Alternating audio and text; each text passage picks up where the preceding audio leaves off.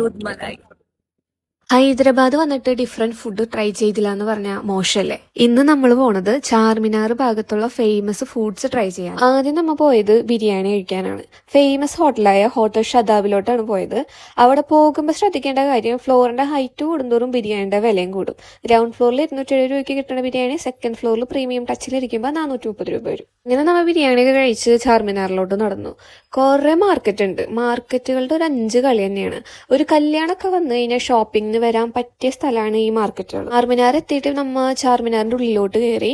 Online payment ആണെങ്കിൽ ഒരാൾക്ക് 20 രൂപയും ഓഫ്ലൈൻ പേയ്മെന്റ് ക്യാഷ് ആയിട്ടാണ് നമ്മൾ പേ ചെയ്യണമെങ്കിൽ 25 രൂപയാണ് ഒരാൾക്ക് വരുന്നത്. ചാർമിനാറിന്റെ മുകളിൽ കയറി നോക്കിക്കഴിഞ്ഞാൽ നമുക്ക് ഈ മാർക്കറ്റുകൾ ഇങ്ങനെ നീണ്ടു നിവർന്ന് കിടക്കണം കാണാം. ചാർമിനാർ കയറി ഇറങ്ങിയ ഒരു ക്ഷീണം തീർക്കാൻ ഒരു കരിമ്പിൻ ജ്യൂസ് ഒക്കെ കുടിച്ചു. കരിമ്പിൻ ജ്യൂസ് ഒക്കെ കുടിച്ചിട്ട് നമ്മൾ നേരെ പോയത് നിമ്ര കഫേയിലോട്ടാണ്. ഫേമസ് ആയിട്ടുള്ള ഇറാനി ടീ ട്രൈ ചെയ്യാനായിട്ട്. ഇറാനി ടീ മാത്രമല്ല, കൂടെ നമ്മ ഒരു ഓസ്മാനി ബിസ്ക്കറ്റും കൂടെ മേടിച്ചിട്ടുണ്ടായിരുന്നു. ചായ കുടിച്ചു കഴിഞ്ഞിട്ട് കുറച്ച് നേരം റെസ്റ്റ് എടുക്കാൻ മക്ക മസ്ജിദിലോട്ട് പോയി. റെസ്റ്റ് ഒക്കെ എടുത്തു കഴിഞ്ഞിട്ടാണ് നമ്മൾ മെയിൻ സാധനം കഴിക്കാൻ പോയത്. മിലാൻ ജ്യൂസ് സെന്ററിലെ ഷഹദൂദ് മലായി.